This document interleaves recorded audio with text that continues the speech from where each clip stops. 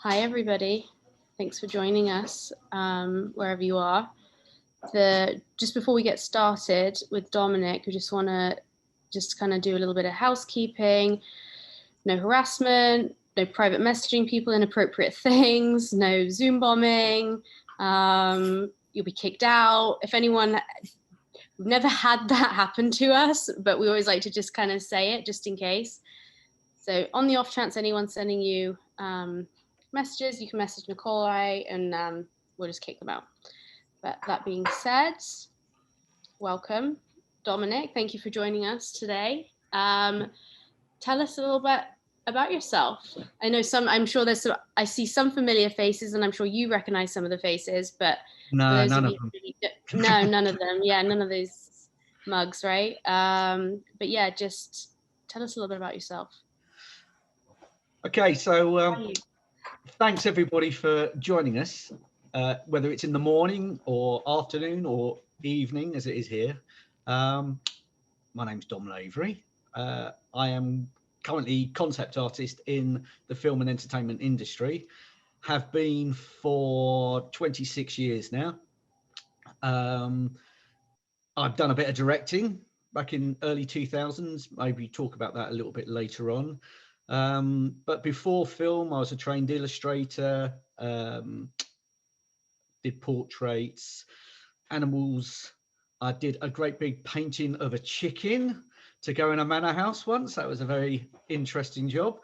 But from quite an early stage of my career, I knew it was film in some form that I'd like to work. And I got my break back in early 1995 when I was seeing some friends up at Pinewood Film Studios. I was just dropping off some sketch work for some creatures, when I was told that there was a big French science fiction film had just moved in. Nobody knew anything about it. I knew whereabouts they were based, and so I sort of headed up with my portfolio. And they all in a big meeting, still didn't know who they were or what the film was, so I just left my work behind, went home, and when I got home there was a message on my answer phone. Of course, we are going back quite a few years here, so it was an answer phone message to say that they'd like to see me. So, and this was back in Oxford, so I had to get in my car and drive all the way back to Pinewood again to have a meeting. And well, to cut a long story short, they offered me a job, and that was The Fifth Element, and haven't really stopped since. Been very, very lucky, to be honest with you. You know, to have a career as I have. I'm now just the wrong side of 50, so I'm 51 years old. But I've got to say, those 26 years have flown by.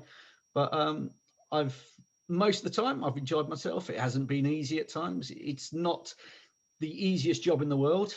I'm sure we'll discuss that a bit later on as well. But you know, I see myself continuing as I am, although I have the opportunity to design an animated film later this year, which has been on the cards for the last couple of years. So hopefully that works out. And then maybe more designing jobs, and also maybe a bit more directing as well. But there's a few more years in me yet, and I hope to carry on as I am. So in a nutshell, that's 26 years. So you've not really done very much then? No, I've just been sitting down twiddling my thumbs most of the time and being paid for it, which is rather fantastic. That's wonderful. That's the dream, right? Getting to do something that you love and someone paying you for it, hopefully. So you've done, I didn't realize that you did animation as well. What's your training? Like, what did you go to school for? I like for? watching cartoons. There you go. That was my training. No, I'm qualified for that. No, really the animation side to it comes from back in the very early 2000s. I was contacted by Jerry Anderson about being involved with the reinvention of his Captain Scarlet TV show. Now, I knew Jerry from late in the 1990s. I did a few bits of work for him then. Now, at the time, I was working on the Thunderbirds movie, which obviously didn't involve Jerry. Not the biggest success ever, it must be said. So when I went to see Jerry, the very first thing he said to me was, "Dom, I think we do not discuss that movie." And I think in all the years I knew him after that, I think we only ever talked about that film once. So he then told me about Captain Scarlet. I came on board very early on to start working at designing the hardware, so a lot of the vehicles. And then one day he contacted me. He asked me to go up to his office, and I knew that there was a director's chair available for the show. And he said, "I know that you've been interested in directing. Would you like to direct one of the episodes?" And it was like, fantastic, massive opportunity. Of course, I said yes, and then left his office and then panicked quite substantially because I had no idea what I was going to be doing. And it was all animation, it was all computer animation. But obviously that one episode went well because I ended up directing 8 of them in the end, and thoroughly loved it. It was 2.5 years of work. 2.5 years that I will never forget. It was fantastic. I got to know Jerry really well, became quite a good friend of his. Sadly, he's no longer with us.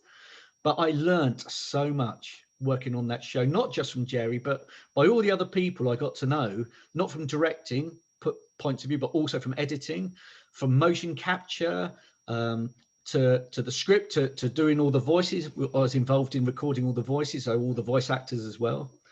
And I realized that doing the animation side to it was something I really did enjoy doing. So, but that was back in, I think we finished it in about 2005, 2006. And in all the years since, although a lot of animation jobs have come up, nothing's ever come to fruition since, until this new job that after 2.5 years, hopefully this year, is actually going to happen. But this is an animated feature that they're looking at setting up just outside London. So hopefully that does happen, and then I'll be the designer for that particular project. That's amazing. Were you production designing? Yeah. That's awesome. Very excited. One of the things and that a lot of people always ask about, is, did you go to school for this stuff? Well, I did. In total, I did 7 years of further education after school. When I finished school, I went to college in Tunbridge, and the only thing from that when I went there was I met a lot of very dodgy people who I can see a few faces up there. But I did art, and I did film studies, things like that there. And then from there, I went on to Blackheath Art School in London, where I did a foundation course. And then from there, I was very lucky to get into a private illustration school near a place called Thatcham, near Newbury. And the illustrator who ran that school, he only took, I think at the time he only took a handful of people from around the world to do the course. And luckily I got on there. Also very luckily, I had parents that backed me all the way. They were always so, they were my rock really in all my education. And I didn't know at the time, but they remortgaged their house to be able to pay for me to go to this art school. And I did 3 years there. And that I learned a lot of illustration skills, painting skills, anatomy, all things like that. Nothing to do with computers. Of course, this is still before computers were being used for art, mainstream wise. And then I finished there, and I came out into the big world and struggled terribly for years as an illustrator. I did book covers, video covers, but there wasn't that much work. Wasn't really that well paid, to do a full wraparound book cover at the time from getting the job to finally being paid could be anything from a month, 2 months, sometimes longer, and then I'd only make about 800 quid out of it in the end. And so it was a really difficult existence working in that field. But then, you know, I moved into film. But a lot of my skills that I'd learned in all my various education and what I'd learned since doing books and video covers, a lot of that didn't really fit in with working in film, because a lot of it was real quick sketch work. So there was a lot of marker pen work, a lot of pen and ink, sometimes a bit of gouache paint. And it's all about speed. And so I kind of had to relearn and create a new tool set in the film industry. But you know, there were some people around me doing the same thing. Back in 1995, there was hardly anybody doing concept art, particularly in the UK. There was a handful of us. It's not the same now. You know, we have hundreds and hundreds of guys either being or wanting to be concept artists. But back then, there really wasn't anybody doing it. And so a lot of us really, we discovered the job as we went, particularly when computers came along in the early, I think I bought a computer, must have been late 1999. I'd been working on a very early version of Tomb Raider movie that was never made. You know, I think that could have been a really good film. It actually had a really good script. But on that film, I met Dermot Power, who I think you know, and probably a lot of other people know out there. And he was working on a computer. I mean, it was witchcraft to me. And I saw him in his little room, and he was doing these, as Dermot does, these amazing pieces of artwork on a computer. And I sat there and looked at it going, I have no idea what you're doing, but I want to do it. And so I went out. I spent about £2,500 on a computer setup to do it. Sat down at home, put it all on, and just did not have a clue what I was doing. I just didn't know how any of this really worked. All I'd done is watch Dermot. And so I thought the best thing to do was to get a job. So I got a job doing an advert. I think it was for Audi, might have been Audi. I can't remember now, just storyboarding. And I said, do you mind if I do it on a computer? And they said, no, that's fine. Of course, I never told them I'd never done it before, not on a computer. And so it really threw me in at the deep end. And I knew I've now got a client. I've got a job to do. I've got to learn how to do this. And so I think I worked solidly for a whole weekend without sleep. And I did it and delivered it. And of course, now in colleges and schools, everybody's taught how to use all this software. But back then, you know, you had to figure it out for yourself. So, you know, tool set, I think we all kind of figure out what it is we want to, how we want to do our work in the concept industry, whether it's 3D, still 2D. Some guys I know do still sketch and scan in. But I found that a lot of what I learned in the early years has filtered down into how I work on computer, which doesn't, you know, it's difficult at times, particularly working in 3D. I do a bit of 3D. I'm by no means an expert at it, but I use it as a basic tool. But that's working in such a different way to how I was trained that I find it very hard. And also, I mean, some people out there might know, but I'm also dyslexic.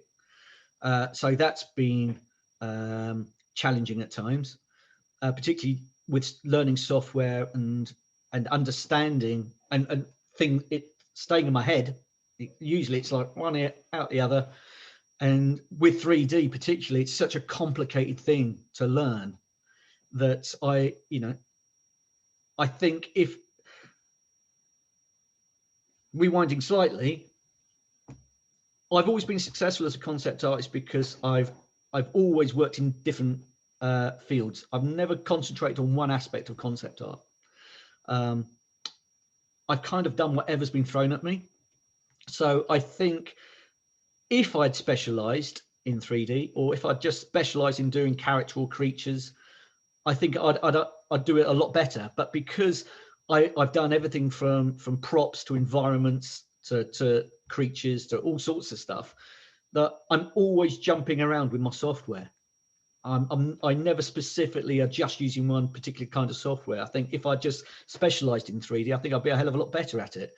But because of my learning ability, it finds it very challenging that if I use 3D, if I use, say, Modo, and I don't use it for 6 months because I've not needed to, when I go back to it, I've got to learn it all over again. So that's a very long-winded answer to your question, but no, it's really helpful because I think, like you said, there's so many people that want to get into the film industry nowadays. Like, what are some things that people can be doing to help themselves stand out from it? And it's not just about focusing on that one software. Like, make sure you have the foundational stuff too, but like knowing, and I guess it comes up a lot, learn how to do 3D, learn how to do this so that you can be that person that does know how to do it. Because if you don't, someone else is going to know how to do it. Yeah. It's a completely different world. Concept art is a totally different beast to it was when I started. Computers have changed it so much. In my opinion, not always for the best. I do think that the dawn of the computer has made nobody seems to really know exactly what they want anymore. In the old days, you'd do sketches and ideas, and there was a very defined pipeline. And as a concept artist, you fit it into that pipeline quite early on in it. You'd have the director and the designer and the script, and they would say, we need a jet boat. Bond needs this jet boat to go up the Thames. Here's the script. These are the sort of things it needs to do, and off you go. And I'd literally just do really quick thumbnail and sketches, and then they go, we like that bit and that bit, and we've got the idea it needs to be a bit like a Formula One car in the water sort of thing. So I start adding elements to that, and eventually you'll come up with a sketch that the production designer and the director like, and then you will work it up a little bit, or you color it in, as my kids always say, and then that would then go on to the guys to build it, or the guys to then draw up all the complicated 3D drawings of it. Now it just seems that everybody's trying to do the same thing at the same time, and I think computers have enabled people, their boundaries of what they work on has shifted. So quite often there's a lot of guys who do concept art now who do it all in 3D, and a lot of that 3D work is passed on almost ready to go to be built directly. It doesn't even go through the art directors. But what you also then find is you've got art directors who are working in 3D, and they're supplying 3D models of sets, and then you color them in. You don't even design them. So the boundaries are blurred, particularly in the art department, between the concept art and art directing, and also visual effects as well. So everybody, and computers have basically done this. Everything's sort of blurring. The lines are blurring between the departments. But on the the good side is computers are so damn powerful, and look at the things you can do on them. And also to change something, to paint something up on the computer, and you do a change, and in the old days it was a terps and a rag, and you rub it out and then you paint it back in again. Whereas now it's an undo button. So computers have completely revolutionized the whole process. But there are times I do miss just having a bit of paper and a pencil, really. But then I'm getting old. No, that's what. It's so funny. Did you read the question that someone had put in the chat, or were you just kind of ad-libbing there because someone literally so much? No, because no, you're not waffling. Literally, Layla in the chat said, I'm curious what you think has been lost in the artistry by using computers. Is there anything you missed about the traditional methods? I didn't tell you I was psychic. There you go. So thank you for that. Gareth Meredith asked, what first inspired you to pick up a pencil and draw, and what inspires you now? Monsters, I think, probably, when I was young. I know that my mum told me that when I was very, very little, I was visiting my grandmother, and they found me in a bedroom in her, she had a B&B house down in Lyme Regis, down on the coast, and I was really very, very small at the time, but I managed to get hold of a pencil, and I'd drawn a fire-breathing demon or something on the wall in her living room. And they were going, oh, well, that's a bit strange. That's what our young son's doing. But then I've seen, like, I do stories at primary school, and then everybody would be like drawing flowers and nice things and kittens. And then you come to mine, and I've written a story about this boy who had climbed over his neighbour's fence and found these demons and aliens living, in his garden. And I've done all these pictures of stuff like that. So from a very early age, it was the fact that I had a really vivid imagination, and I needed to show a way to get all these ideas out. And so, and luckily I could draw, which is very lucky actually, because I left school. Of course, I didn't mention this. I left school with 1 O level, and that was art. That's all I had when I left school. And now we know it's because I had these learning difficulties and I was dyslexic. But at the time, didn't know anything like this, and I was just labelled as being a bit thick and a bit mischievous. Whereas now we realise that actually isn't the case. I would learn lots of stuff, but then I'd sit in an examination hall, and my brain, as soon as I saw the paper, my brain would go blank and I wouldn't be able to fill anything in. So anyway, but luckily I got my art O level, but to get into college, I needed 3 O levels. So I had to take 2 more O levels, which I took on the side. And because I didn't have the stress factor of school, I passed them both with A's, which kind of just shows you that with some kids, it's the same today really, that the school environment doesn't work for everybody. And, that didn't particularly work for me. But anyway, so yes, I got my art O level. I went on to college. But going back to so what would inspire me, what continues to inspire me is probably the same things. I love the fact that my job involves me creating stuff, whether it's the project I'm working on at the moment where, I'm doing all these environments for, the fact that you are given the opportunity to actually visualize what a movie's going to look like. And especially when you then see it on the big screen and it actually looks like what you drew, the thrill is amazing. I'll tell you, the first time I walked into a set, I was on The Fifth Element, and I walked into Zorg's office, Gary Oldman's character. And I walked. Did you say that was your first time on the set? Was Fifth Element? Yeah. That's amazing. Sorry, I'm a huge fan. Love it. Okay, sorry. Please carry on. And I'd been involved in designing like this set and all the guns in the cases and all that kind of stuff. And I walked onto the set when it had been completed, and literally, I mean, the hairs in the back of my neck went up, and I was literally standing in one of my drawings. And I think that was when the penny really dropped, and it was like, this is what I want to do now. This is, this really what I want to do for the rest of my life. So yes. But now same thing, just to create stuff that I will then see on the big screen, or but to be honest with you, it doesn't have to be on the big screen. If I do a drawing or a sketch, literally, and my production designer and the director contact me and say, "Good job," that's it. I know I've done my job correctly. And as I've been saying to younger concept artists for years, concept art is the ability. It's not what you want. It's actually what your production designer and your director want. It's what they've got in their head.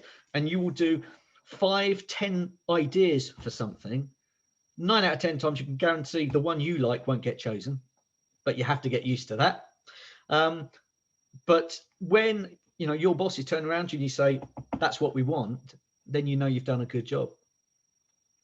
So yes. What's been a recent thing for you, if you like Fifth Element being your first kind of experience of that happening? What's been an exciting project, like a dream project that you've been kind of on in the past 5 years? Well, at the moment I'm on Indiana Jones, so that's pretty. Oh, just that little casually, yeah.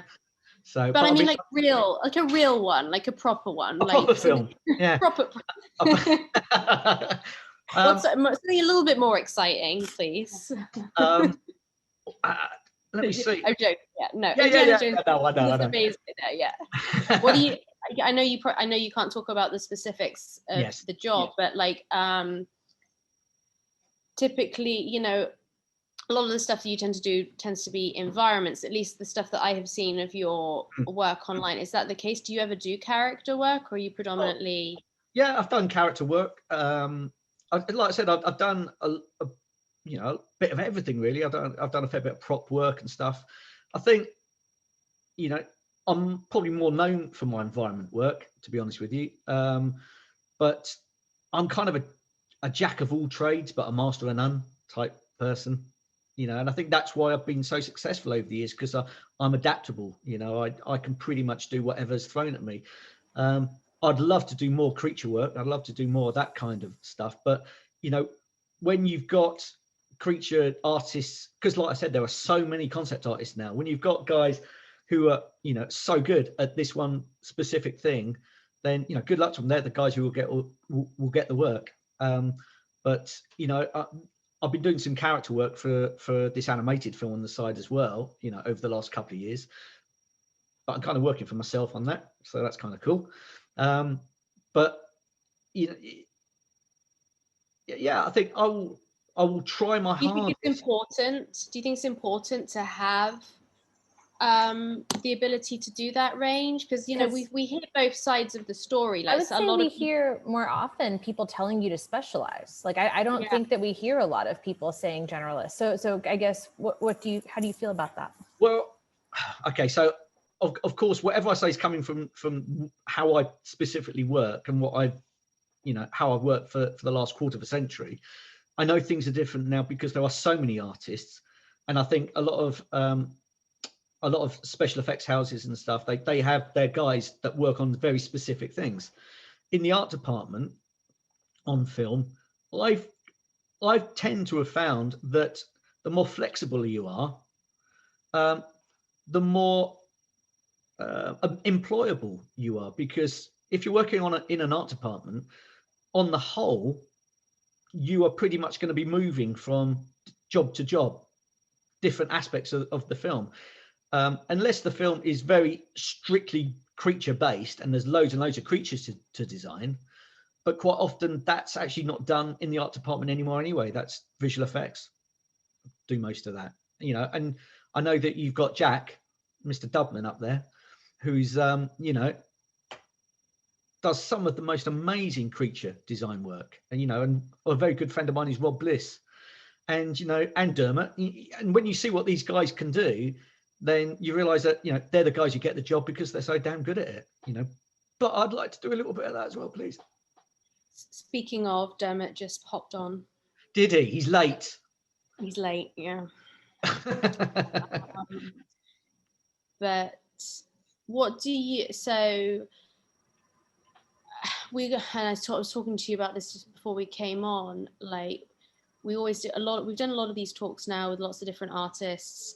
Character is one of the things that we always do, and everyone's like, oh, I want to talk to some environment guys. Like, what are your tips for doing environments for film and TV?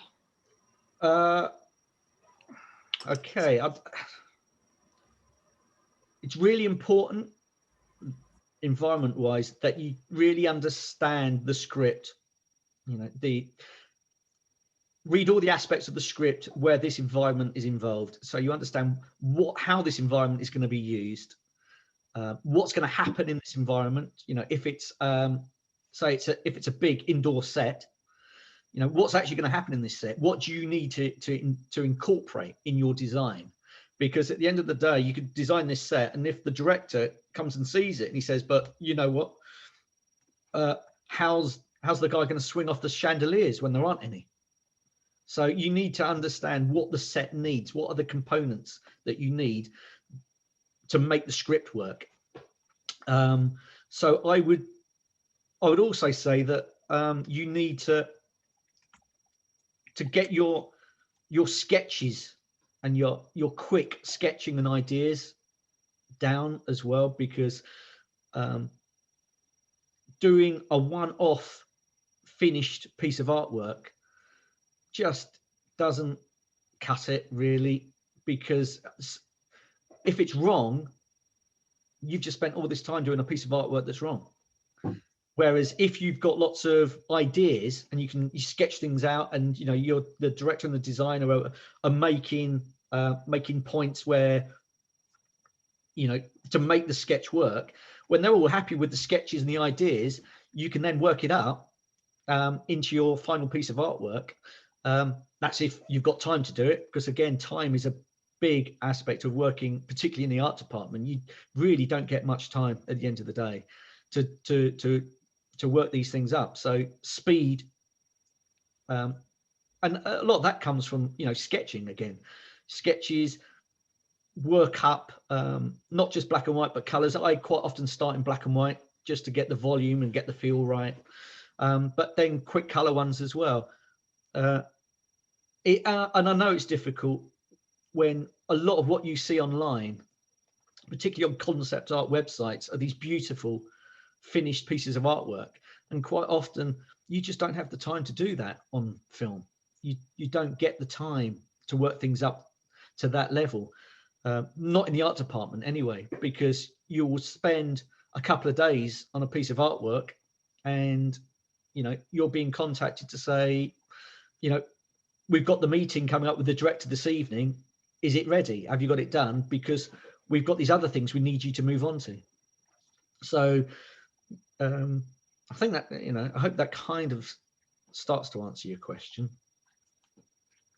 We have Nicole, you had another question, or there's we can take some from the chat. Yeah, I guess in terms of because obviously this is a very small collaborative industry, do you have your certain kind of go-to collaborators that you try to enjoy to get hired with, or what have you?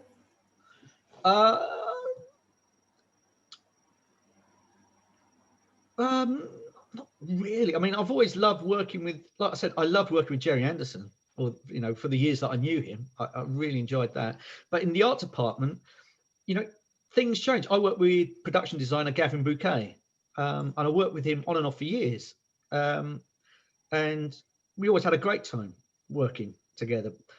And then a number of years ago, I didn't work with him. I was working on something else, and because we're always working, that we've not, the planets haven't aligned since, and I've not worked with him for years. And yet I went through a period, I worked with him, on, basically every year after year, I was working with Gavin.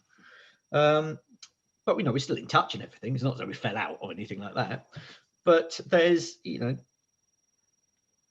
I'm really lucky that I've worked with a number of really fantastic people over the years. I worked with Patrick Totopoulos on Maleficent 2 a couple of years ago, and I've known of Patrick before, but this is my first time of actually getting to know him. He's absolutely fantastic. Also, he came from a concept art background as well, so you're also working for somebody who kind of also understands what you're going through as a concept artist as well, which is always a benefit to you, because you're working with people who understand the problems that you may well be faced with. I've worked from home mainly for the last 5 years since I moved. And of course, we've all been in lockdown. So just about everybody's been working from home. And I do miss being around my mates, or my art department mates. I'm still in touch with them, but you just don't see them much now. So I do miss that. Yeah. Oh, there he is. Hey, that's because you live in the Shire. It's nothing to do with yeah. I moved to the middle of nowhere 5 years ago. You were pissed. Went out to Countryland and grew your beards. Yeah, I know. Yeah. But what I didn't realise was how great. I realised we should have. Very yes, that's pretty close. But but you do get to work with amazing people. Apart from Dermot, I've never enjoyed working with Dermot. No. So. Dermot, you would hit my hand with a ruler, right, when I would get the shortcut wrong on a piece of 3D software. He's the worst teacher. He's really violent. He'd come up and hit me with a ruler with my hand for doing the wrong. Shortcuts is what it's all about. I still can't do shortcuts now. But, you know, the working environment in the art department, you know, it is important. You know, you don't always work on projects where it, you know, it all works out, and, you know, you struggle. You know, I've struggled on many jobs over the years. And when you're struggling, it's good to have people around you who can help you out, you know, make you realize that, you know, you're being a bit silly, or, you know, you just need, you know, a bit of a kick up the backside sometimes to you know, to pull your socks up sometimes, or whether or not, if you look at the same piece of artwork, you know, solidly all day, because, you know, we have long working hours, sometimes you end up not knowing what you're looking at, and you forget what it is you're doing, and then, you know, your mates will say, oh, actually, no, that one's really good. So yeah, does that answer your question? Absolutely. And then just kind of to piggyback off that question, how important do you think mentorship is within the industry? And like, do you feel like you have a lot like mentees or mentors? Like, how important is that dynamic? I think it's probably more important now that, you know, there are so many young concept artists out there, particularly when it obviously there is a lot of work at the moment. We are living in a golden period, really, concept art wise. There were so many projects. I say since, you know, this year alone, I've been offered so much work, it's crazy. So there is a lot of work out there, but there is a lot of guys and girls who want to be concept artists. And the hardest thing for these people today is to get noticed. And I think with guys who have been in the industry as long as I have, you know, you do pick up bits of information that are very beneficial to younger people, and I don't think we should make them cut corners or you know, jump the gun or anything like that. But we can let them know that what is important is to stand out. There's so much amazing concept art out on the internet, but it's very easy for people to just want to be like them, and you end up with a lot of guys who all their work looks the same. And I know in certain areas that's good, and I think in like in visual effects houses and stuff, they have a certain look and things, and so if you fit into that, great. But I think from my personal point of view, particularly in art department, is you get employed because you do what you do. You don't get employed because you just copy other people. So it is important to find your style, to find your look, and, you know, and be brave with that as well. Don't get fooled into thinking that you need to look like what other people's work looks like. You know, be inspired by them. Look at how they do it, how they use color or composition, or, you know, all that kind of stuff. Be inspired by it, like we were inspired by great artists of you know, like people like Frank Frazetta, and Sid Mead, and all these amazing people, and all the books and stuff that we grew up with and were inspired by. But, you know, don't try to copy, just be inspired by people in their work, but find your own look, your own, you know, your own look to your artwork. Absolutely. Because you are referencing other artists that you look for inspiration and books. Like, when you're reference gathering or when you get an assignment, like, what's kind of your step one for inspiration? Yeah, you know, and I've already said that if this animation film actually comes off, when I get my group of artists together, I've already said no computers. No, we're going to sit down with pens and pads and sketch out ideas, because I was chatting with a visual effects supervisor a couple of years ago, and when we were working on a project and we were getting a bit frustrated on this particular project, and I said to him, I said, the thing is, we were being fed images from Google and said, make it look like this, make it look like this. And I said, we're sort of like working in an age where everything's designed by Google. And the visual effects supervisor said to me, says, no, Dominic, it's not designed by Google. It's designed by the first few pages of Google, because quite often people can't be bothered to scroll beyond the first few pages. And so you end up with so many things looking the same. And I think the best computers we've got to invent and to come up with stuff isn't this amazing stuff here, it's our brain, you know, and that's when you come up with unique and different ideas. And so, you know, my first go-to place is to just sketch out something. You know, obviously, if you've been given reference to work from, maybe, you know, they say we want it to look like this particularly. Okay, you've got to do what you're told, and you know, and I will work up an idea based on these specific references. But if in doing that, I then think, but I reckon it could be better like this, or you know, a better idea, I will then do some other sketches and ideas from what I think might be a better interpretation of what they want. Then, you know, then they can look at it and go, do you know what? Well, actually, we quite like what you've come up with, but it still needs to work with this. But can we find a way to put these ideas together? And then you do another idea, and eventually, hopefully, you come up with something a bit different and a bit unique.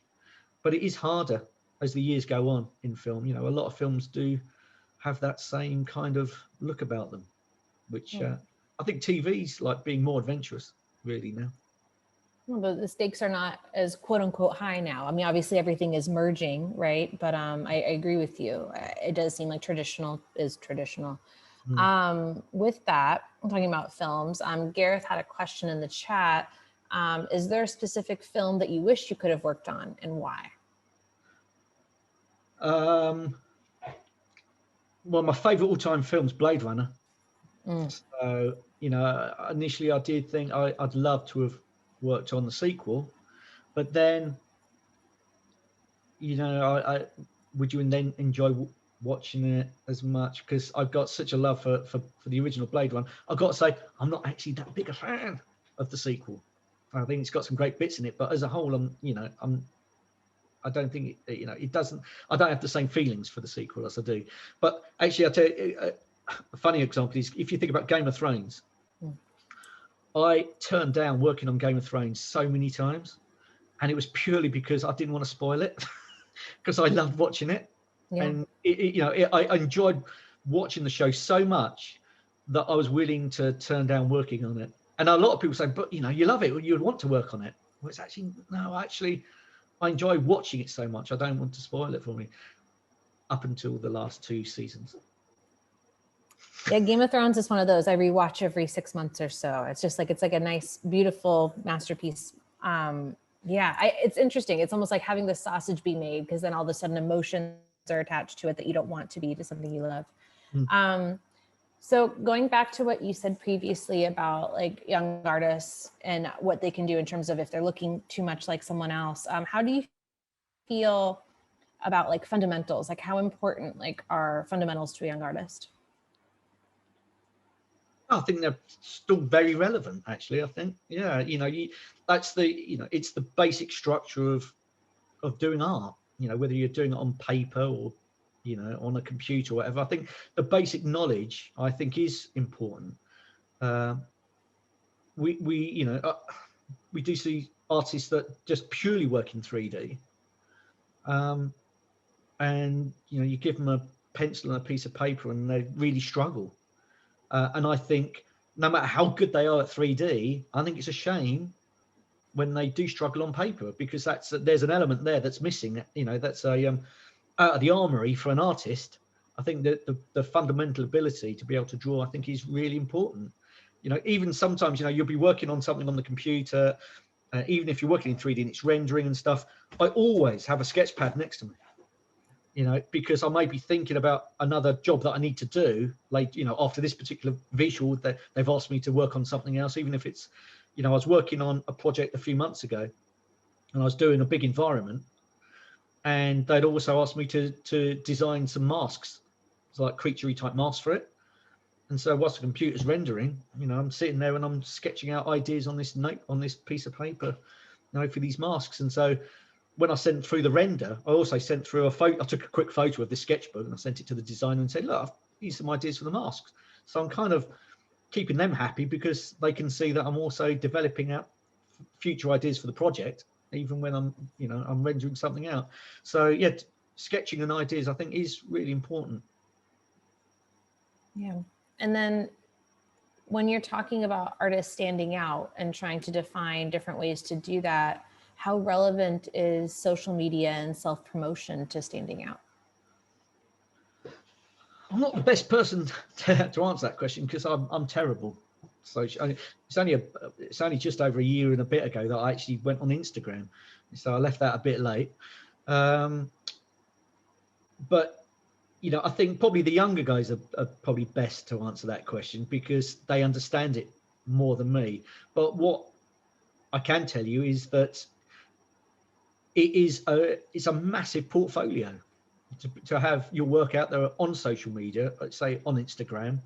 You know, if somebody does contact you, if you know, out of the blue, you get an email saying, oh, we're interested in using your work. You know, I'm based in the UK. You know, suddenly I'll get a message in the evening from the States saying, oh, you know, we're quite interested in you working on this. You know, have you got any work that's relevant to a particular project? You know, and I'll just give them Instagram address or you know, my crop site with other work on it. And they could just go there and they start flicking through all this work. So I think that presence on social media, I think, is really important.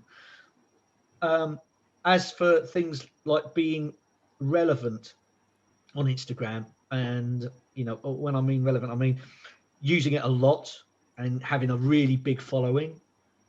I think that's probably quite good, quite important. You know, I don't have a particularly big following, but then you know, I've only been on it a year and a bit, and I've not played the game, so to speak, to get followers. It's just I wanted to get my work out there really, because there's so much work that no one ever gets to see.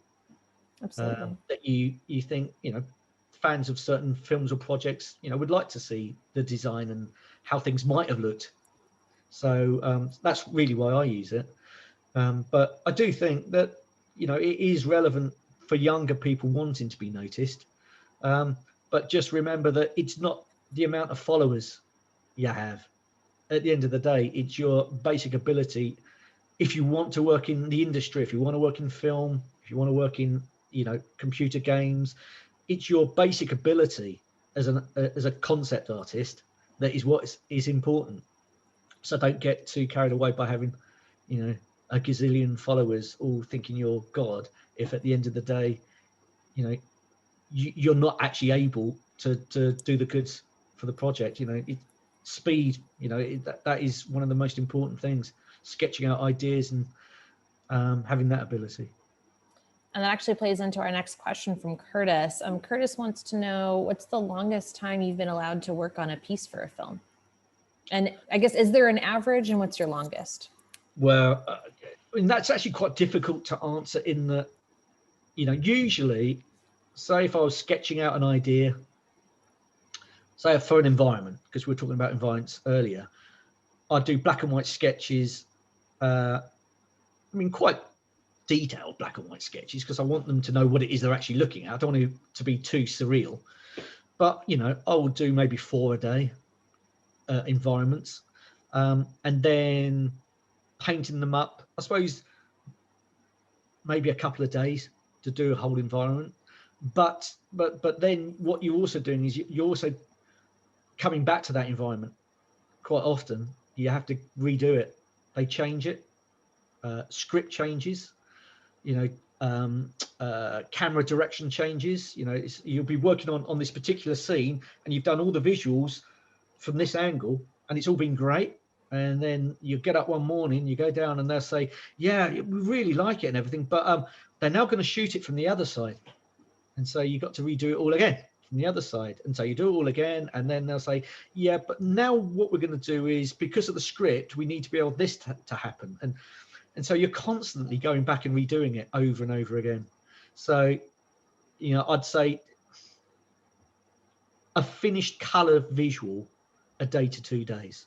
But you could be on that visual for months.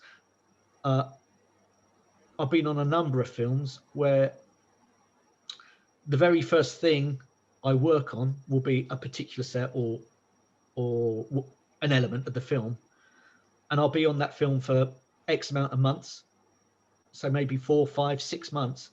The last thing I work on before I leave could well be that same thing, because it has changed so many times. Is that frustrating or inspiring? Yes. It is very frustrating. Yeah, Yeah. it's one of the hardest elements of being a concept artist to get to grips with, is changing stuff.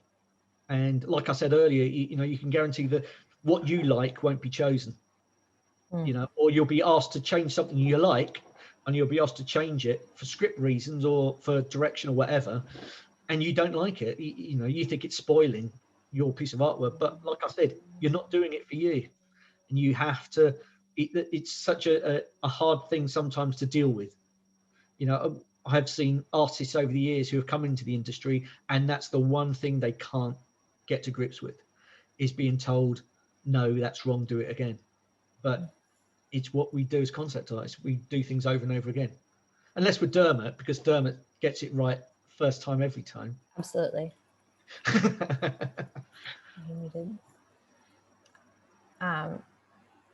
But Dermot, you're muted. I would love to hear what you're saying. Oh, got you. The project I'm working on at the moment, I was saying to the designer that it's great because he just leaves me alone. And then I got up to version J, A, B, C, D, F, G, H, I, J. I put a letter on the variable. Each time I do a new variation, I put A, B, C, D, and I got up to J. So no, it's Dom knows very well, especially working for Gavin. Oh no! Yeah, a lot of variation. Yeah. 70 versions of the house with the ivy. Do you remember? Yeah. Well. Oh yeah. Well, on Miss Peregrine. Yeah. But what was more incredible than that was when I worked on another fantastic film, Jack the Giant Killer. Another great one. I worked for 2 months on the beanstalk and the elements of the beanstalk, and at one point I was doing how translucent the leaves are on the beanstalk, and I was just thinking, but they will be what they will be. Surely when the props make them, it's not how translucent my piece of artwork is.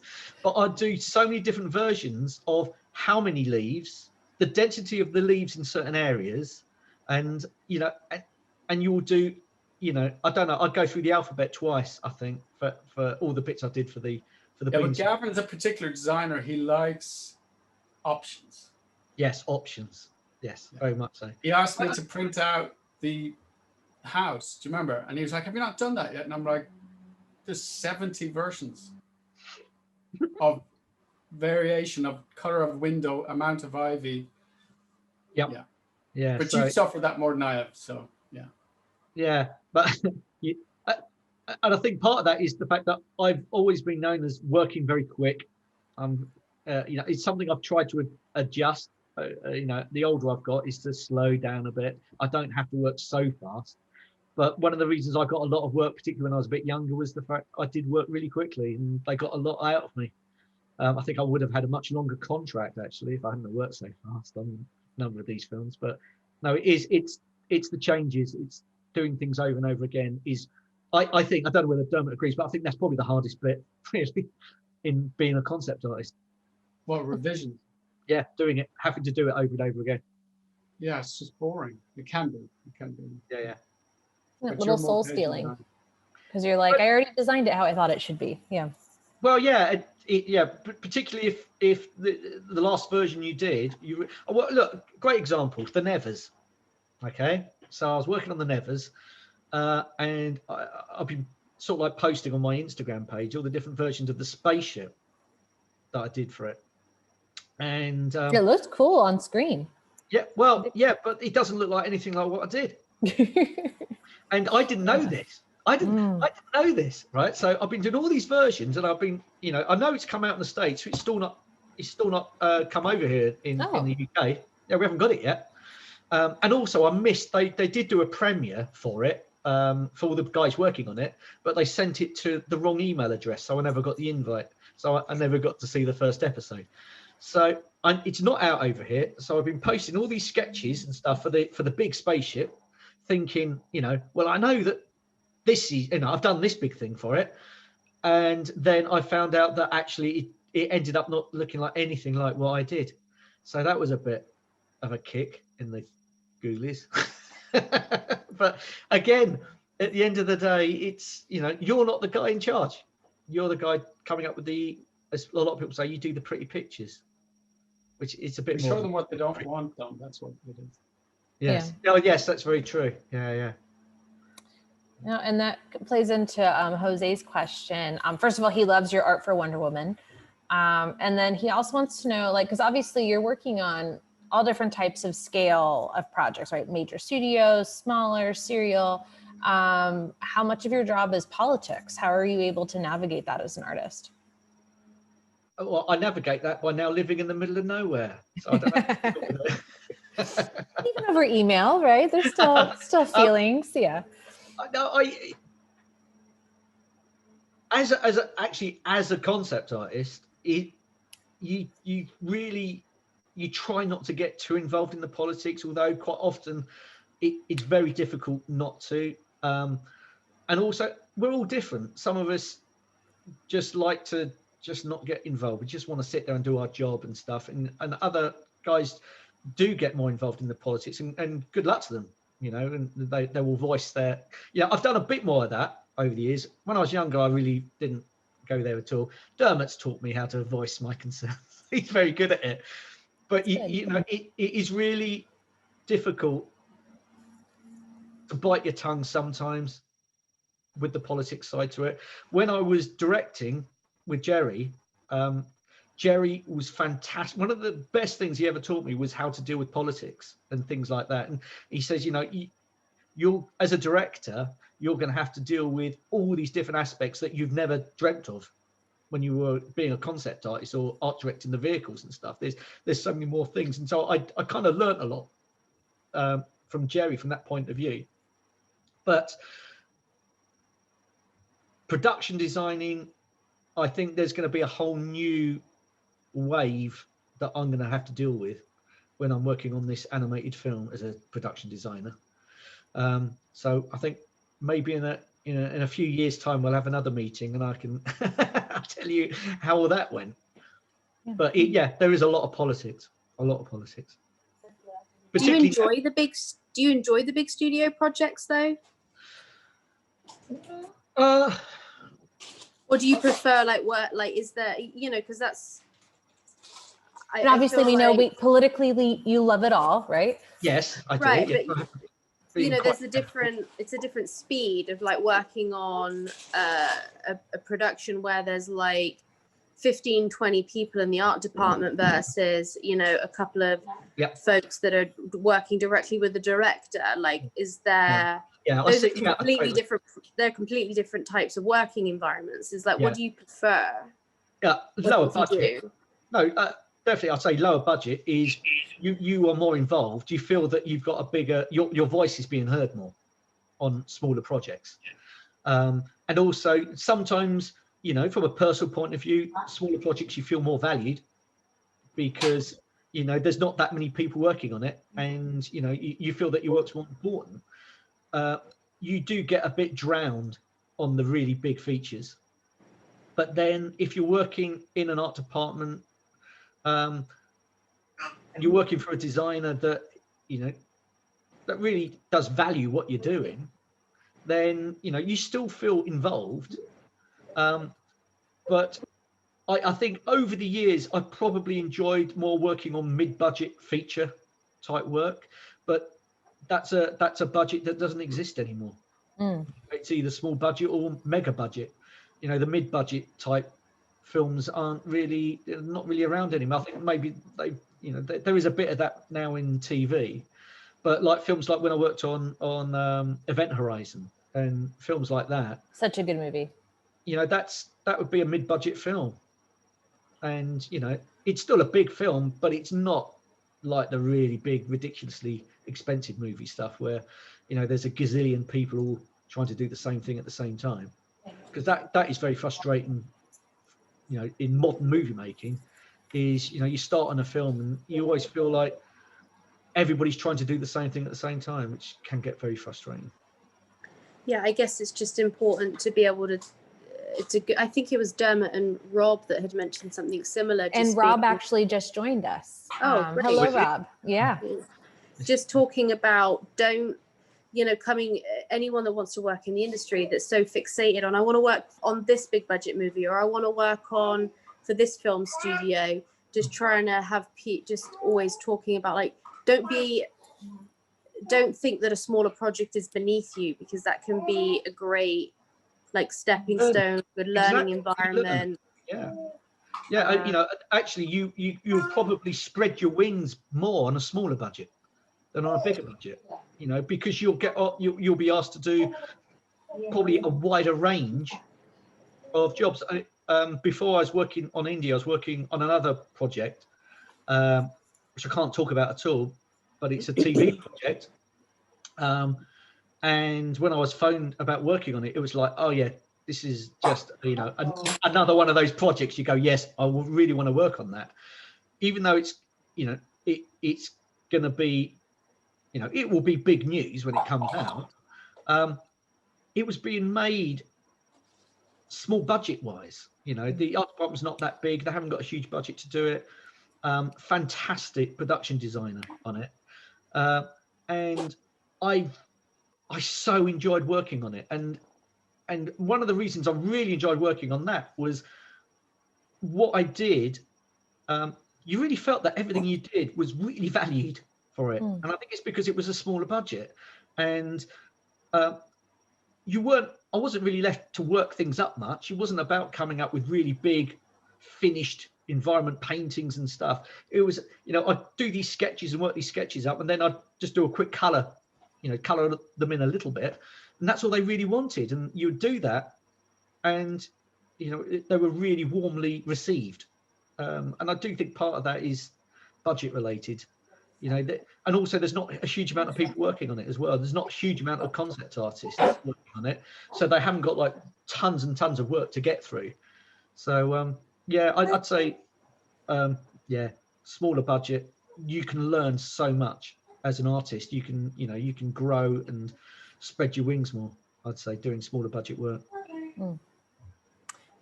Not saying that big budgets aren't fun, because they are, because you get to do really crazily big stuff.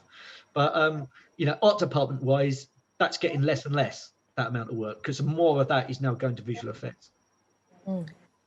Right, like Indiana Jones, for example. I'm sure you're more than happy to be on that. Oh yeah, yes, I'm quite happy to be. Yes, Indiana Jones. Yeah. I mean, I've been on it twice now, because we started before the initial lockdown, and then of course it all ground to a halt with the first lockdown, and you know, all out of work for, you know, I didn't work for 7 months, and then I got the phone call to say we are starting it up again, you know, a little at a time. So I've kind of been on it since then. But yeah. And now we have a very serious question for you from the chat. Is that a cannon barrel on your wooden truss? It's what? There's a pole, and Leonardo is wondering if that is, what is that pole up there? Is that a cannon barrel? Yeah. Hang on. Let's see. Oh, hang on. That's because I got the curtain there. Oh, wow. Tell us about that, please. That's a sniper rifle from James Bond films. Very cool. Yeah, that's not a real one. That's the stunt one. But, yeah, this was, which one was that? Late 90s, about 1999. Tomorrow Never Dies. No, it wasn't. Oh, gee, I can't remember the films I've worked on. It's one of the Bond ones. But I had a phone call to say, we got one of the stunt guns if you want it. And so I met up with one of my mates in a car park just outside Slough. I had a really tatty old Renault 19 car, and it really didn't fit in it very well. And so there I am driving back up the M40 home with this sticking out my car. Imagine what would happen now in this day and age. Yeah. But yes, that's the sniper rifle. It's Cigar Girl's gun that was strapped to the back of the boat on the Thames. Love that. Anyway, there you go. Yeah. Don't have many of those. And I guess I'm seeing that Jack Dudman has a question in the chat. All right. Jack, yeah. I guess no, Jack really doesn't want to speak. I think. I don't know. I'm getting that vibe from the chat. I know it's like 20 minutes later. Sorry. Jack, where's your cat? Where's the cat? Where's Jack's cat?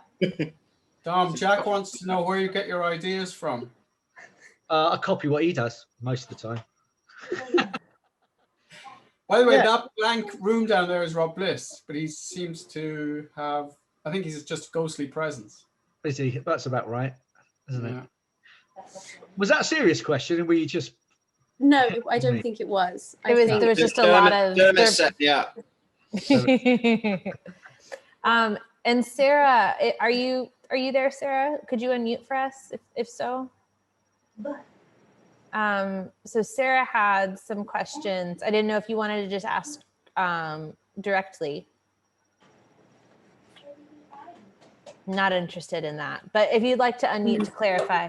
Okay, so Sarah would like to know, do you have any advice on how to come up with new ideas and creative thinking versus just recycling what's been done in the past? So say that again. Can you repeat that? Yeah, and sorry to out you, Sarah. Most people are introverted. But yeah, do you have any advice on how to come up with new ideas versus just recycling what's been done before? And then she expands upon that. Or is it impossible to do something completely innovative since everything's already been done in the past? Yeah. I mean, it's a really good question because, you know, it is really tough sometimes, particularly if you're being shown, you know, you'll start working on something and you'll be given images from Google to work from and say, oh, we kind of want it to look like this. And you're going, yeah, but I want to come up with something different and something new. So it is really hard to come up with something completely different. But what you need to do is to just have faith in your own ability. And like I said, try not to have reference initially. Try to come up with something out of your own head. And do the tricks like flipping the canvas around. You know, you do a quick sketch or something, you know, have a page, you know, even if you're drawing straight onto the computer, you have your A3 page and, you know, maybe divide it into 4 and do some quick sketches in each of the 4 planes. Flip the canvas, maybe turn it upside down, look at it from a different perspective. In the old days, we used to do this with a mirror. You know, we'd do a piece of artwork, you know, on our canvas or you know, and then we'd have a mirror and we'd look at it in the mirror to flip it. And you'd always see the mistakes or you'd see elements of it that you think, that looks quite interesting. And so you'll carry on working on the computer, you'll carry on working with it flipped the other way and you'll develop, you know, a different look and idea. But I know it is hard when you are constantly being bombarded with images off the internet of saying we want it to look like this.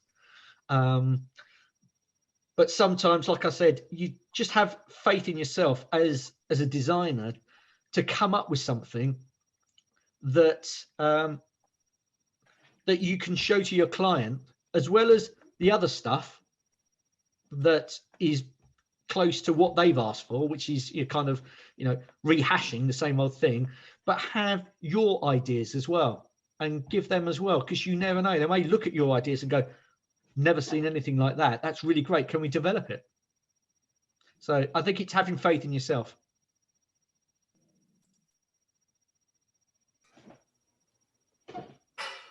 I'm just going to head back over to the chat and see. We also have Leonardo, you have quite Yeah. a long question. Would you want to unmute and just have a chat with us?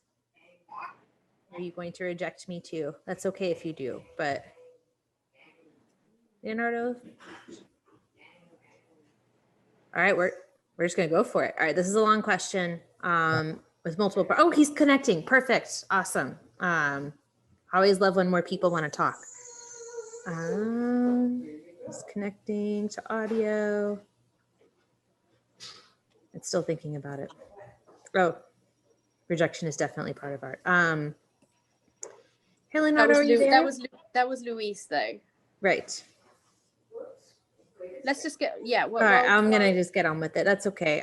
If his audio connects, then we'll take over. Rachel, do you want to read it? I'm going to read it. Yeah.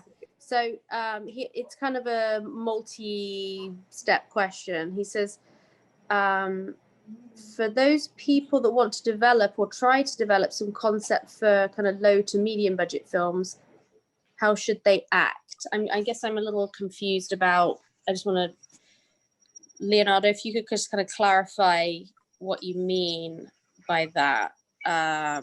Do you mean like what they should be doing to create that type of art, or?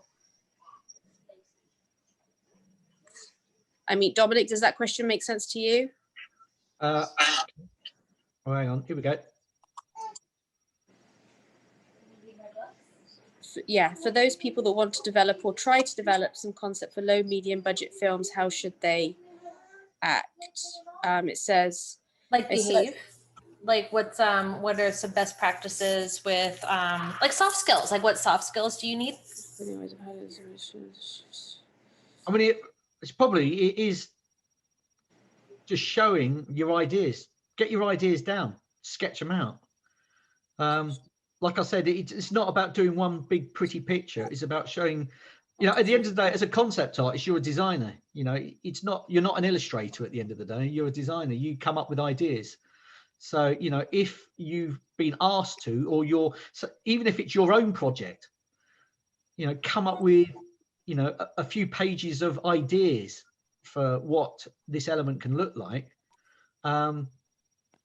And work, you could surprise yourself, even if it's your, if you've come up with a screenplay and you want to illustrate it yourself, still come up with different ideas, because you don't know what's going to pop out your brain.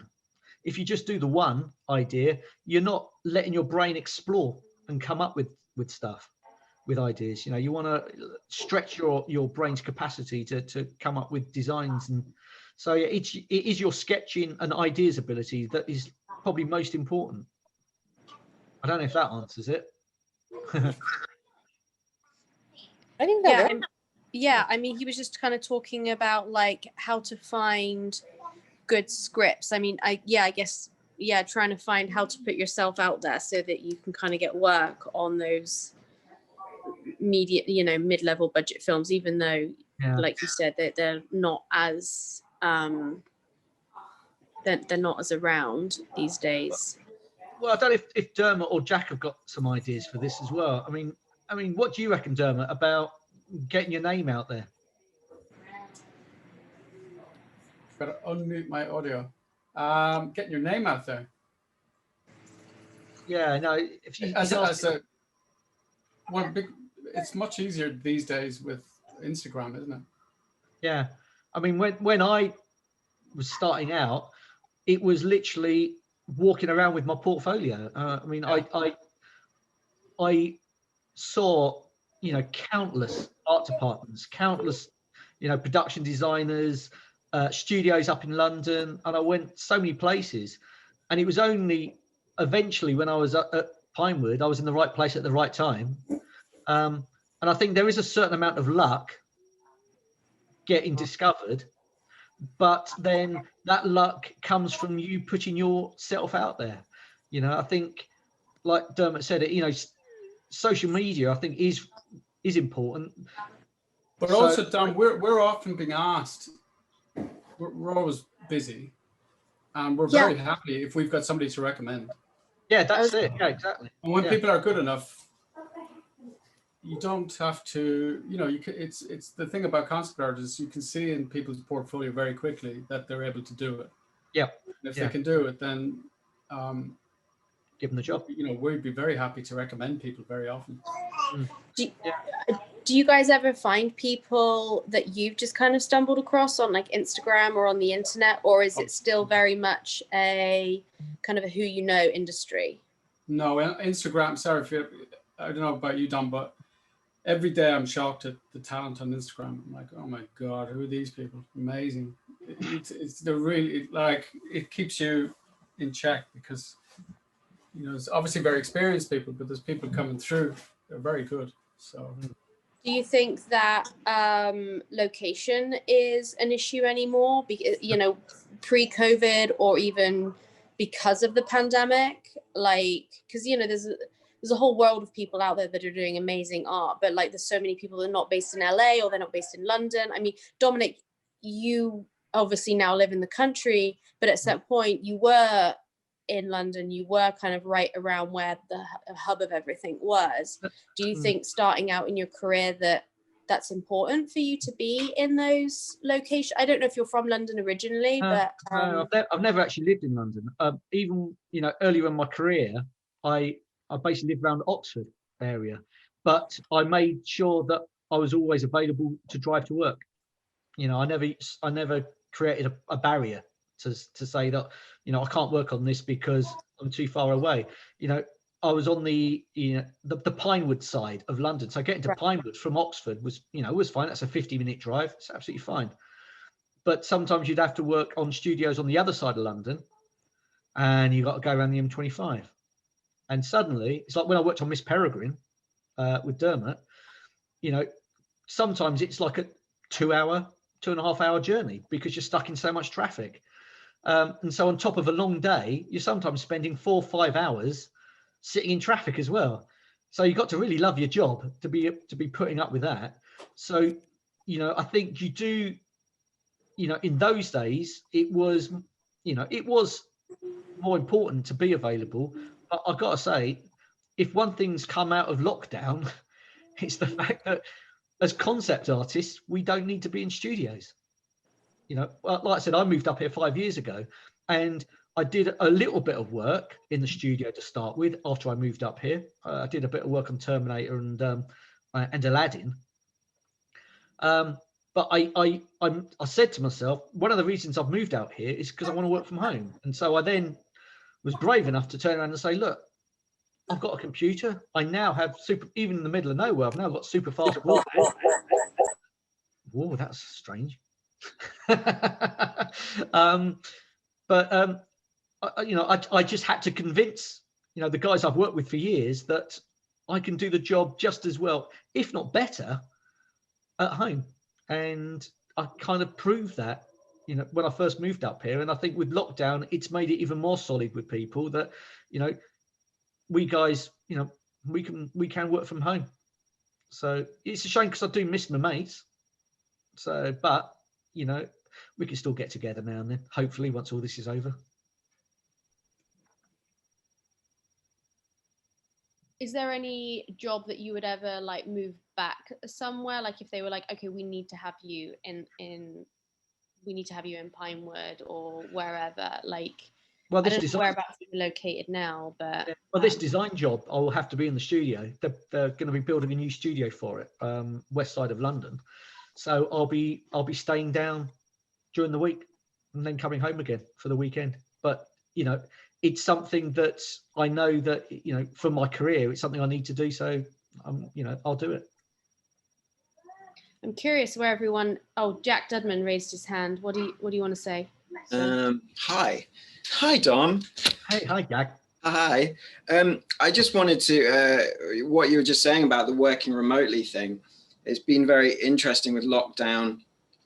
That, yeah, I mean, lots of people have been trying for years to be able to work more from home, have more time with their family, because, you know, we all do long days and all that kind of stuff. And lockdown's kind of proven to a lot of the, you know, the very old school set of the art department that wants people there all the time, that you can do the job fully from home. I had a chat with a designer I did a couple of weeks work for back in October. It was the first time I'd worked for her for 2 or 3 years. And it was just very interesting her chatting, because she brought up the point that because she knew me and she knew what I could do, working from home was fine. But then looking for new artists, because everyone's super busy, suddenly working with someone new without that face-to-face, you know, contact, just sort of getting to know someone and that kind of trust you build up with the people you're working with. You know, if you're left for, so some designers are fine with you giving you an idea and then going, I'll see you in 3 days because I know you'll come up with a load of stuff. Yeah. He's run away. I'm sorry.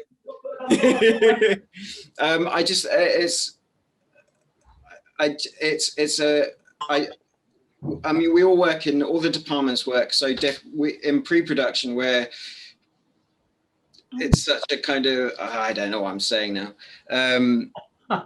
because we're all this freelance, weird group of people moving around, and you get to know your different designers you're working with a lot. Do you build up relationships with them, like you were saying with Gavin Bouquet, and they know what you're gonna, you know, what kind of thing you're gonna give to them, whereas it can be tough at any time, really, for new artists coming in who've never worked with someone before, where there is a bit like, oh, I don't know what I'm gonna get. And with everything being more remote at the moment, that level of trust is trickier, I guess. I don't know what I'm trying to say. I just thought it was a... Well, like for artists as well, isn't it? It's good for new artists to get a sense of what the art department's about as well. Yeah, absolutely. Because I think what we're lucky in that all the years that we've been in the art department on different films, we've got a great understanding of how the film industry works and how films are made. You know, for years I've had young people trying to get into the film industry, and they've said, "Oh, what's the best job to get into to start with?" And I said, "Oh, in the old days you just called them a runner." I said, "Brilliant, being a runner, it's brilliant because you get to see so many different aspects and so many different departments on film that you may think, you may come in thinking, oh, I want to be a concept artist, or I want to be an art director. And you come in and then you see the set deck department, or you see visual effects, or you go to construction or something, and you suddenly think, do you know what?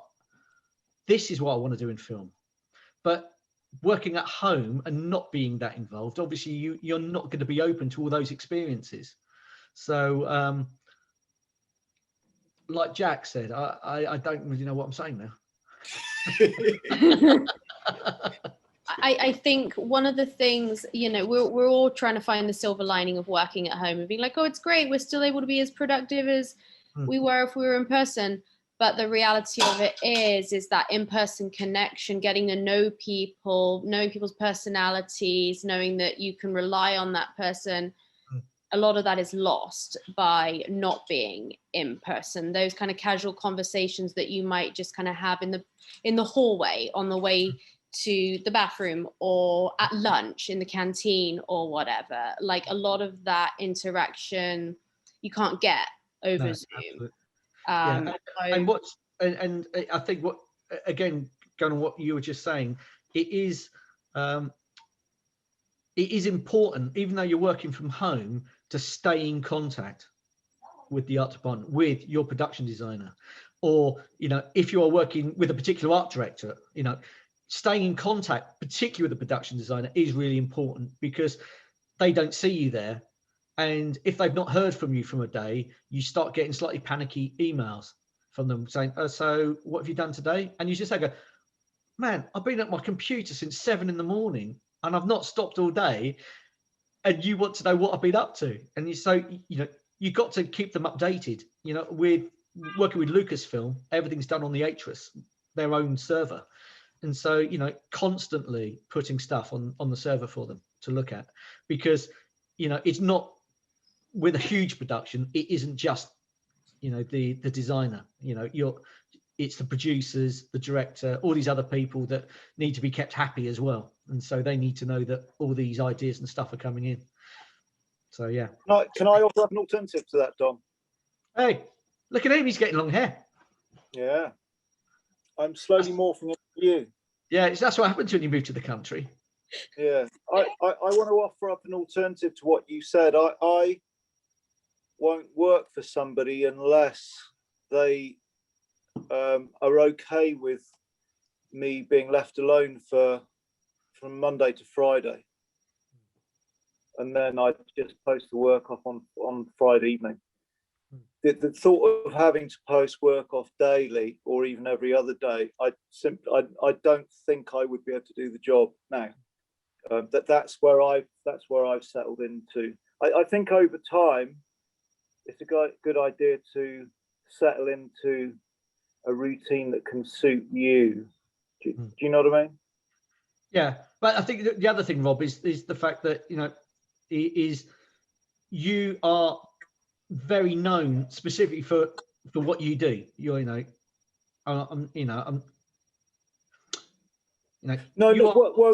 yes and no.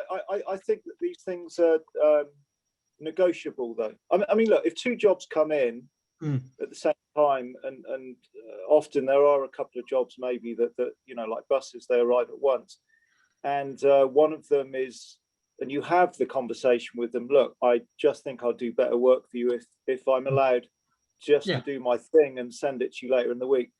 And that guy says that's fine, but then the other guy says, could you send us sketches in every other day? You can then make a choice. Well, Yeah, I'd absolutely. rather go, yeah. I mean, because there's a glass ceiling on the job, you're never going to become an HOD or whatever. I think you've got to negotiate other things for yourself, decent pay and working in a way that you want to. And also, you've moved to the countryside, you know, and you've made steps away from a conventional way of working in film. And so you could go the whole hog and negotiate also there, not being held to ransom by the art department's neuroticism, as it were. Do you know what I mean? Yeah. I mean, we always talk about advocating for yourself, and I think just it's, yeah, I understand what Dom's saying about, like, Rob, where you are in your career, you maybe have a luxury that maybe people that are in their first 5 years of the industry maybe feel like they don't have. But I guess, like you're saying, if you go in from day one being like, actually, this is the way that I operate, at a certain point, someone's going to have to, although the industry's going to have to change. Yeah, what I would say about that is that when you're younger, when you say luxury of, it's more a case of I'm older, and as I found that as I get older, I don't necessarily deal with things better. I just learn the things to avoid, and I think when you're younger, you've got kind of you're able to put up with a lot more in lieu of getting something back for it. So you might spend the first 10 years of your career slogging it out in a way that 10 years down the line from that, you're just not willing to do anymore because you know it's not worth it, perhaps, or you've already paid your dues in some sort of way. So my advice would never be to somebody necessarily go in making demands, because they'll probably just think you're problematic. But I do think after a while, it's probably a good idea to start testing the water and see whether you really are required at the studios and really are required to put in work, every day or every other day, So at the beginning, be reasonable, and then as time goes on, try testing the waters to be less reasonable, because you have to make things easier for yourself in some ways in order to do good work for people as well. Because sometimes you can do projects where you just produce hideous work, and it's because of the nature of the production you were on, and it's just not worth being on those productions after a while. Somebody once said to me, if you've been working on the industry for a quarter of a century now, where's all your other work that you've done? And it's just like, well, because most of it's crap. Quite frankly, you're not doing stuff that's brilliant all the time. So and going back to what Rob just said, it's working environment. We're artists. We're temperamental creatures, and we all work better in different environments. And I think something when I was younger, I tried probably too hard to please everybody, and I was more interested in other people being happy who I was working for than me being happy working. And I think in later years, I've kind of discovered, actually, I need to think more about myself and my working environment, because my work is so much better now that I don't put myself under the stress that I used to when I was younger. So, yeah, I think that's kind of... Now you live in a castle in the countryside. I live in a barn with a very big Amazing. I think it's worked out for you. Yeah, I'm very lucky. I go outside. I live at the top of a hill. I've got all this beautiful countryside around me, and as I said to my wife, I was having a really bad day at work, and we all have bad days at work, and I was really pissed off, and I was frustrated with myself as well, and and we went, and I just went round to the house, and I sat down with a glass of wine, and the sun was just going down, and it was beautiful out there. And we just sat there, and I looked at it and went, this is why I do it. This is why I've worked so hard for all these years, is for this enjoyment. So, you know, I think you do have to say to yourself sometimes that, you know, you work hard for a reason. And it is, being a concept artist is hard work. You know, we do work long hours, and we do put ourselves through the shredder sometimes. Because like I said, the other day I was working on something, and I've been trying to work this particular visual up for a couple of days. And whenever I looked at it, it was crap. And I tried so many different ways to try and make this visual work, and I just couldn't make it work. And then I said goodbye to it one evening, and I got up the following morning and I looked at it and I went, do you know what? Actually, it's all right. I think I've been looking at it so intently for so long, getting angry with myself, I didn't realize actually it was okay. So it was okay. So I sent it off, and then about an hour later, I got a phone call to say they'd changed it. And it was just like, oh, right, there you go. There you go. We have a portfolio question actually in the chat. It's so Sarah, she's trying to build her portfolio. She has a very specific style that she, you know, that she's familiar with, that she's comfortable with. What can she do to try and maybe build a more varied portfolio? Like, how can she kind of get around, you know, the examples that she gives are like, she's more familiar with like pinky unicorn stuff as opposed to kind of spaceship design. Like, yeah, I think this kind of goes back to something I said earlier, which is, you know, being flexible. You know, if you're, you know, Rob, you know, is the creature guy, the person you go to for creatures, and you know, and he I'm blowing smoke out his arse here, but he's one of the best there is. Like I said, I'm a kind of a jack of all trades, but that I think is what has brought me the work, is because I'm really flexible and I will do whatever's thrown at me. I think if you're starting out, particularly if you want to work for art department, I think it is important to show that you are flexible and that you can work in different genres, different, you know, style, you know, not just pink unicorns. You never know, they might be making a fantastic, great big budget movie about pink unicorns, and you'll be well in there. But unfortunately, not every film requires pink unicorns. So you need to make sure that the portfolio you show has these elements. So one is that you can work in different genres, that you can show a design progression from thumbnail sketches to worked up sketches to a finished piece of artwork, so that what you are showing your future client is the process that you work. You're not just doing the pretty picture at the end. You're not just doing a color visual. What you are showing is that you can work up a design from thumbnail to finished visual. And so you show all the different elements of that, all the different phases.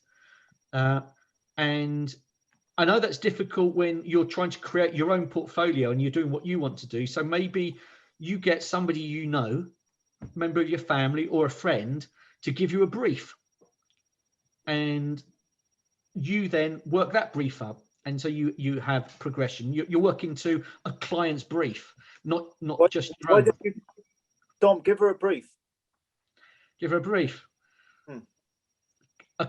Dermot would love this, but you have to do a castle on a hill. A castle on a cliff, on the edge of a cliff over a lake. Yeah, a castle on the edge of a cliff. But you know, we laugh about that. Photoshop brush for that. Because we've all had to do castles on cliffs, you know, in some project for years and years. So many things we work on. So come up with a castle on the cliff that's different to anything else you've seen, you know, or you know, or a, you know, maybe a bay with a castle in it in some way on its own island. You know, it's showing that you can take a brief and you can work up maybe not just one idea, but maybe 3 different ideas for that one brief, to show that you can work in different directions and still have a design that's solid and exciting and fun, and ideally unique, something that you've not seen before. But, you know, to go back portfolio wise, to stand out from the crowd, you need a standout style, but you need to show that you can do the process. And the process is from the sketches to the finished design. Sorry. And if that involves 3D models as well, then put in some 3D models, you know, I work 3D usually just like to rough out blocks and get perspectives and stuff like that. So put a bit of that in there. It's showing a process that, you know, any future designer can look at it and go, I think I could work with this person. I think if you just do a finished piece of artwork and say, look, I do pretty pictures, if you're doing a book cover or, you know, or something like that, yeah, fine. But if you're going to work in the art department or in a film, that's not actually, that's like just a little bit at the end. What they want to see is the design process. Awesome. Sarah is, she's got her directive. She's going to send us in a castle on the hill. She's like, no, she's like, Sarah, on a cliff, not a hill, if you wouldn't mind. Thanks. Don't want you to water. Incorrect. Over water. Sarah, she's not, yeah. Would love to see that. But if people want, you know, if Sarah wanted to get in touch, you know, through Insta, you know, and message me or anything like that, then definitely feel free to do that. If you want a bit of critique, then more than happy to give a critique. Yeah, you're going to have, you just opened yourself up there.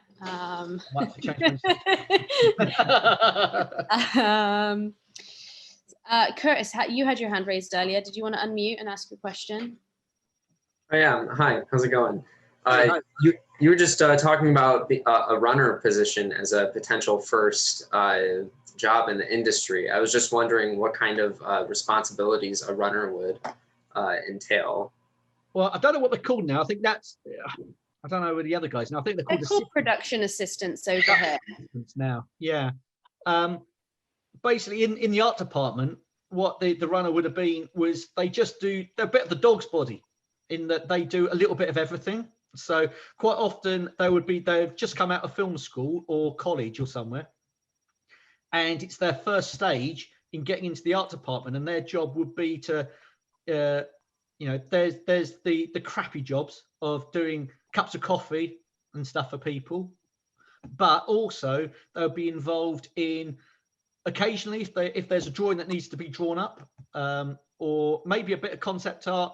It's not as often done with concept art. It's usually with art direction type stuff, but they would draw up a picture or do a piece of concept art, but they would also be ferrying messages around or taking messages to set or into different departments, and that way they get to know people in lots of different departments in film. It's whether or not all this is relevant in this modern age, I'm not totally sure. I'm sure they still do the same kind of things. But yeah. Can I just say, I don't think it's particularly relevant for concept art. No. Jack has done it. Tom did it. Oh, Tom started that way. Yeah. Tom, yeah, I did it. I started as an art department assistant, and it was exactly what sort of Dom says, is you're exposed to so many different aspects of the filmmaking, but also you're chucked in. Yes, you're making cups of tea, but those cups of tea allow you to speak to people. I remember going, oh, I have to make cups of tea, but it gave me an excuse to go in, and it was Harry Potter, and I got to speak to Adam Brockbank. Dermot, you'd already left. I think Rob maybe still have been there, but I mean, just having that experience was how I even learned what concept art was. It was like, who's done all these images? And can I be cheeky enough to have a go at some of this kind of stuff? I don't know what this is. But it just allowed me to see construction. It allowed me to see, you know, how the carpenters deal with everything. It's a really good kind of grounding, rather than coming in and going, there's different trains of thought on this, but rather than coming in as an illustrator, it's such an alien environment anyway. It kind of opens up to sort of seeing how everything works in a kind of way. Maybe In the art department. In the art department, but you see, it has changed now. This is 10 years ago, so it was more art department based. Now, the chain of events with visual effects and pitch work and all that has changed so much. Actually, an example is, because I've never actually worked with Dom, but I was an assistant on Warhorse, and down the same corridor was Jack the Giant Killer happening down the corridor. So there was Dermot, Rob, Dom, everyone was just down the corridor, and I was able to kind of go in and say hi. And one of the great things about being on, on site and just being able to go in and not only see the amazing artwork, but just try and make contacts. And it was different then, but it was just, I found it very useful, but Dermot has other ideas about that position. Well, I just think it's sorry. Go on, Dominic. No, I was just going to say that I think the problem with it is it prepares you for keeping. The problem is that the art department is very hierarchical, and concept artists are not on that ladder. And if you're not careful, you can be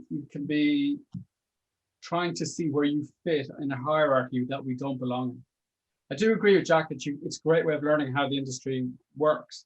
Don't forget, we can also work in the VFX department, in creatures, in costume, it's not just the art department, and it's not just film, it's also games, it's whatever. And in some ways that's changed a lot, isn't it? In that so many departments have concept artists now, don't they? It was just art department for so many years. It was just art department had concept artists. Well, now it's almost like every department. I'm scared off Dermot now. He's angry with me because I interrupted him. But now every department seems to have their own concept artists. So Curtis, what is it that you actually? What is it? Is it a concept art position you would like to go for eventually, or don't you really know at this stage? Yeah, so I would love to do concept art for props primarily. I think I like that a lot. I'm currently an undergrad studying industrial design, and I've really gotten into liking the props design area of it all. But I actually just signed up with Film Base at UK, and they usually put out a lot of job listings and stuff for the movie sector over in the UK, and they post a lot of running positions. Right. So I was just curious as to what that would be, but I think that would be a great alternative, because a lot of young people right now are really concerned about getting a job in the art department right after school or during school, and there's a lot of anxiety about getting placed before graduation. So I think I'll have a look at that before I get too worked up over not having an established concept art role just yet. But again, it's being a runner or an assistant, you would come in, and your eyes would be opened in another direction. Maybe you may sit there and you think I wanted to work in props or something, but then you suddenly realize costume is not what I thought it was going to be, and this is fantastic, and I'd like to move into costume. So it is that way of learning about all the different aspects of film. And I presume doing the course that you are doing, you're learning a lot about 3D as well. And I presume, are you doing 3D printing? Oh yeah, a lot. I work a lot with 3D printers. There is so much 3D printing now in the film industry. So that would be a really big bonus to you work-wise. There are so many people wanting people who work in 3D printing. So, that would be a really good string to your bow to push that side to it. Although, you don't want to then get known as the guy who just gets models ready to 3D print, because that's, that really, really boring. But it's a good way to get in there. And 3D printing's it's huge now. There's so much 3D printing going on. Hey, Dom, I got to go. Talk to you Right, next days. Yeah, buddy. Yeah, we're Right. trying. We're going to try and have a get together when all this is over, aren't we? Absolutely. Yeah. Where are Watch you the sun going? go down over the Shire. Yeah. Where are you Sounds going? good. I got to go. Where are you going? Huh? Why? Where are you going? Because Charlotte just came back. Oh, Bye. Charlotte. Uh, Cheers, buddy. Take care, mate. Bye. Is anyone before we wrap this up? Does anyone else have any other questions? Jose, I know that you were always talking about environment design, and here we are. Environment design. Want to ask some questions? Yes. I was actually thinking about it because lately I've been trying to get more involved into 3D modeling, and you mentioned that you know, it's obviously an additional tool to present your work. But how often do you find yourself doing that nowadays? Is it something that you like to incorporate yourself, or is something that they request you to? What, working in 3D? Yeah. Now,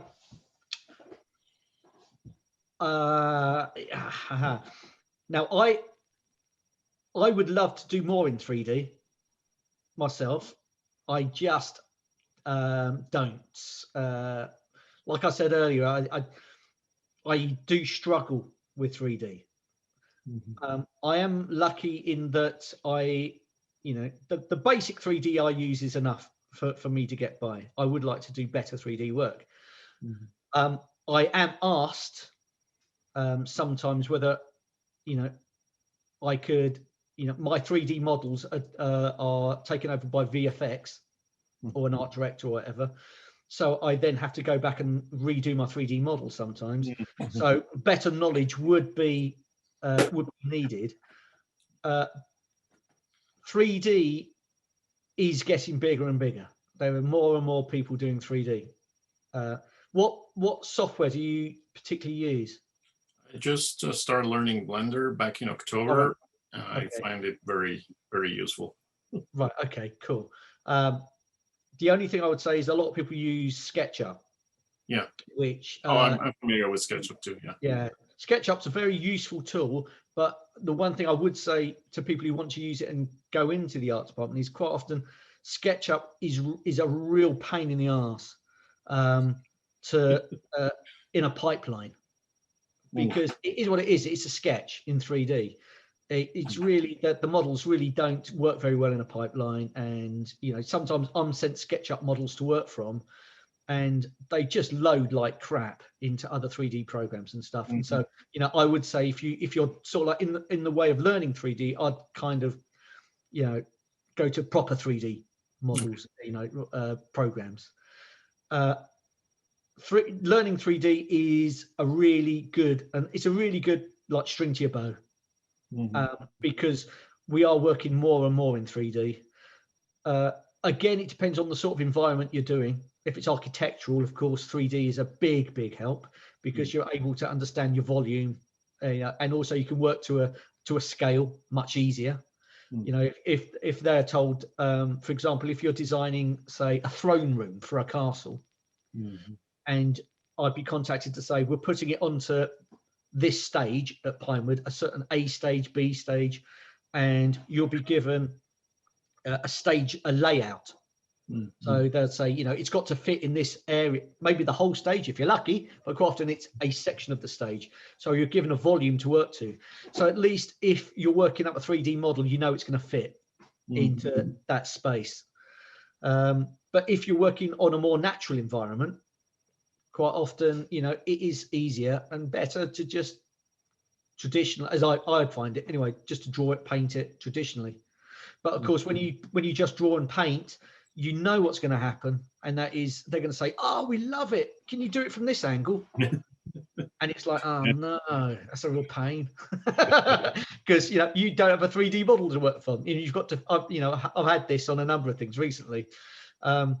That you then have to figure out what it actually looks like from another angle without having a 3D model to work from. And also, I find, me personally, when I work with 3D, it slows me down a lot, to build the 3D model to work from. But sometimes if you know you're going to have to do multiple angles, it saves a lot of time to have that base to work from, render it from a few different angles. Awesome. Thanks Cool. a lot, and love your work. You're Godzilla fan. Was that? You're Oh, Godzilla fan. Yeah. I worked on Godzilla with Gareth Edwards. Oh yeah. I know. That's I A lot have of people want to crucify me for that, but they're, I thought it was quite good. I quite enjoyed it. Cool. Have you seen the new movie, the Kong versus Godzilla? No. Well, I don't know. I think I'm reaching an age where they all just seem to blur into one big monster movie, really, now. Gotcha. Thanks a lot. Okay, buddy. Take care, man. Awesome. Well, we've had such a wonderful time with you, Dominic. Thank you so much for sharing your time and your thoughts with us. This has definitely been a lovely couple hours. And for those of you, we try to do events around once a month. So please feel free to write to us, subscribe to us. We do tend to invite people based upon who the community is asking for. So thank you for requesting Dom. And yeah, do you have any, I guess, final words of advice for us, Dom? Oh dear, final words of advice. Sounds a bit scary. I don't know, really. Just be yourself. It is, if you are trying to start in the industry, not just film industry, but anything to do with like art and design, whether it's books or computer games or any form of entertainment, it is just work hard to find your own voice, your own style.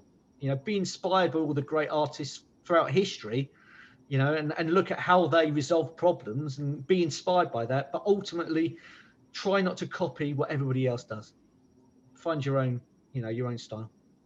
Absolutely. Well, thank you all so much for spending your evening with us. That's quite all right. I've had a glass of wine, a very big glass of wine, so I'm quite happy. Okay. All right, everyone. Have a good night. Okay, cheers. Thank Thanks, you so everybody. much, Dom. Okay, guys, take care.